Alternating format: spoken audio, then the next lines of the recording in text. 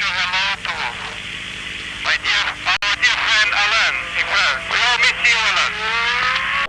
The most freak that I have about Ayrton Senna was never his speed. It was that I knew exactly how far he was willing to go. Suzuka, 1990, I stood on the grid, looked across, and saw him on pole position. I had seen that look before, that intensity, that silence, but this time it was different. This was not a man preparing to race. This was a man preparing to settle a score.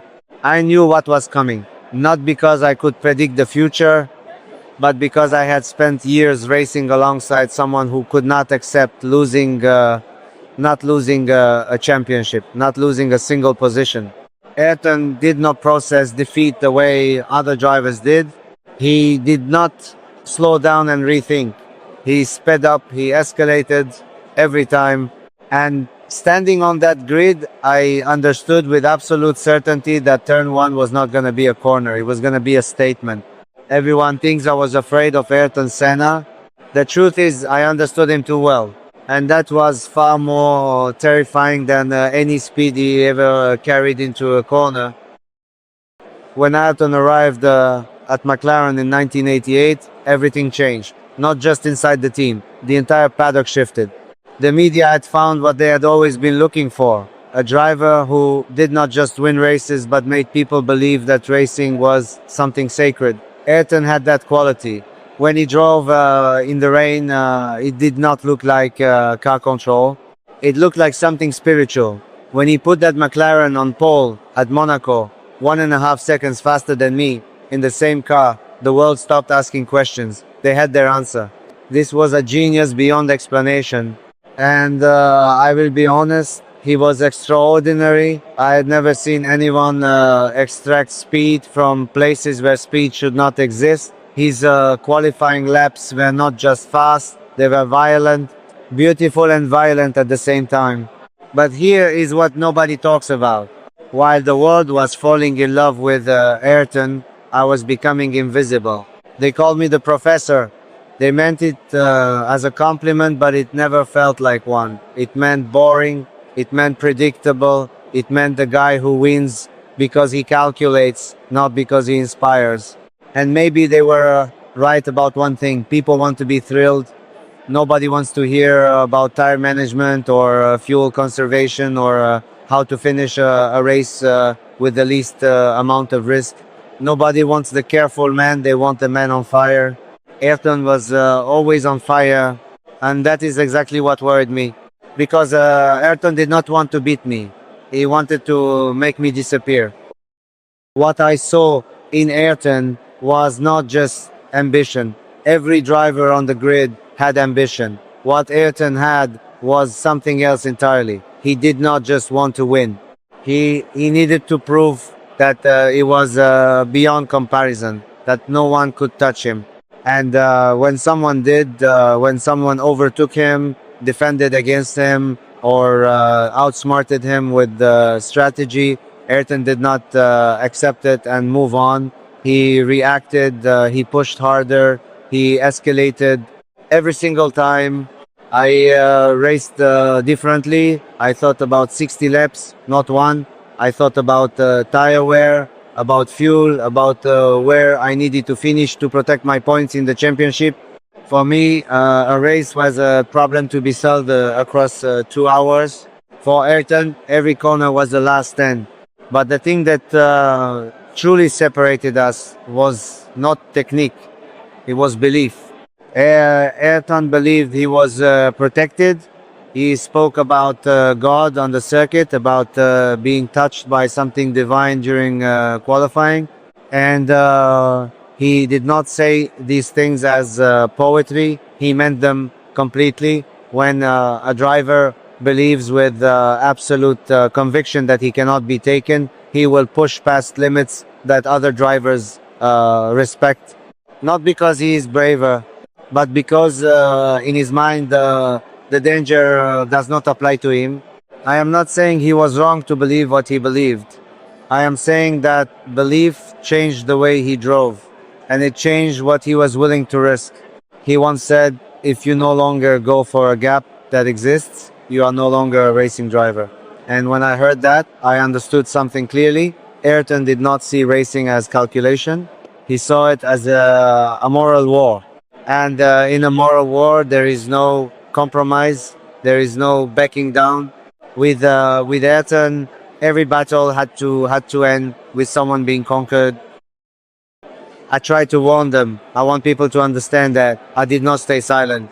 After every incident, after every moment where Ayrton pushed beyond what was reasonable, I spoke.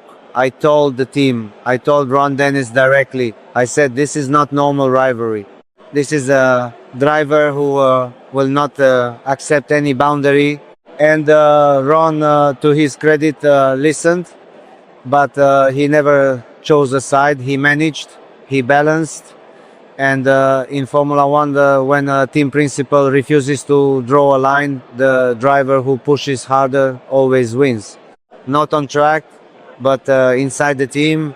So I became the difficult one, the political one, the one who complained. I went to the media. I explained what I was seeing, and the response was always the same.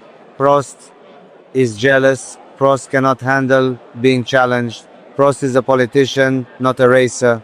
The British press, in particular, had made their choice long before I ever opened my mouth.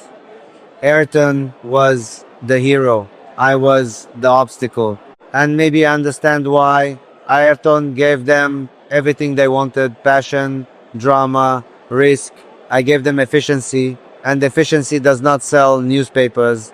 By the end of 1989, I knew I could not stay at McLaren, not because I had lost to Ayrton on pace, but because I had lost something more important. I had lost the room. Every warning I gave was treated as weakness.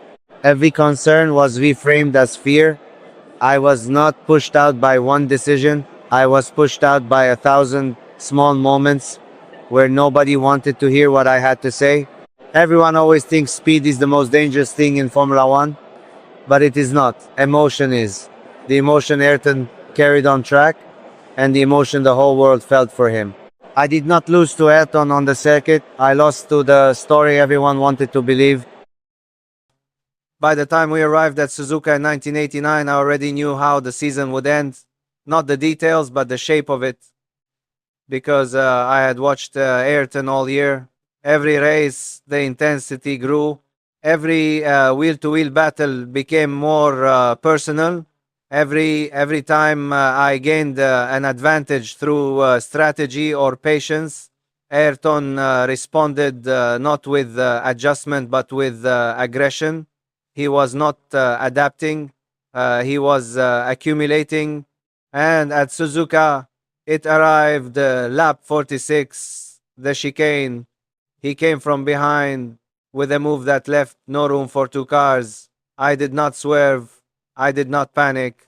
I simply knew that when a driver refuses to accept any outcome other than victory, contact is not an accident. It is an inevitability. Afterwards, I said exactly what I had been saying for 2 years. This is not racing.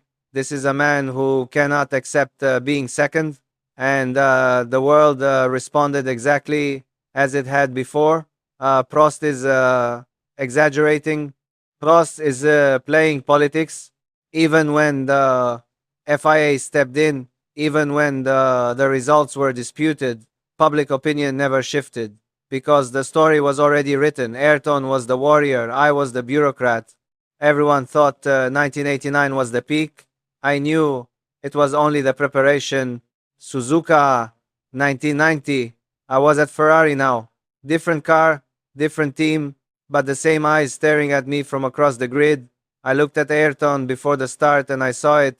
Not focus, not determination. Anger. Pure, undiluted anger. He was not thinking about the race. He was thinking about 1989. He was thinking about what he believed had been stolen from him. The lights went out, and before the first corner was finished, so was the championship. He drove into me, not alongside me, into me, had over 200 kilometers per hour at the start of a race. with a full grid of cars behind us. Years later, he admitted it was deliberate, but I did not need the confession. I had seen it in his eyes on the grid. I had understood it before it happened, and I had been saying it for years. He thinks he cannot kill himself. That was not anger when I said those words. It was not bitterness. It was the clearest observation I had ever made about another driver. Ayrton believed so deeply in his own destiny that the possibility of real consequence had stopped existing in his mind. By 1990, the whole world finally saw what I had understood for years, but instead of listening, they called it passion. I need to say something clearly because I know how this sounds so far. Ayrton Senna may have been the fastest driver who ever lived. I do not say that to be generous. I say it because I sat in the same car, on the same track, with the same fuel and the same tires, and watched him find time that I could not explain. Monaco, in the rain, Donington 1993, qualifying laps where he seemed to exist in a different version of physics than the rest of us. I respected him deeply, not in the way people respect a colleague, in the way you respect a force that you know you cannot fully understand. But here's what I also knew. Ayrton drove every lap as if it was the last lap he would ever drive. And when you live like that, when you race like that, you leave no margin, not for error, not for mechanical failure, not for the one moment where the car does something you did not expect. I drove differently, not because I lacked courage, but because I understood that a championship is not decided in one corner, it is decided across 16 races, across an entire season. I did not race each moment, I raced the whole picture. Ayrton raced every single moment as if it was everything. And sometimes, late at night after a long season, I would ask myself a quiet question. Does he ever think about tomorrow? I won 4 world championships. I survived every season I entered. I retired on my own terms at the end of 1993. By every measure that Formula One uses to define success, I succeeded. Ayrton became something else. He became immortal. The icon, the myth, the driver who raced as if every lap was a prayer and every victory was proof that God was watching. And I understood the beauty of that. I truly did. But I also understood the cost. May 1994, Imola, when I received the news, I did not think about who was right and who was wrong. I did not think about Suzuka. I did not think about the arguments, the politics, the headlines. I thought about every battle the two of us had fought. Every corner we had shared at 300 kilometers per hour. Every moment where I had looked across at him and seen that fire. And I asked myself one question. Was any of it worth this? I spent years trying to warn people about the price of extremity. I spent years being ignored. And when history finally proved me right, it did so in the most terrible way imaginable. May 1994. I did not need anyone to believe me anymore.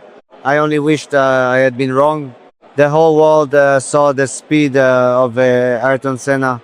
I saw what that speed was hiding, and in the end, history forced everyone to see it with me.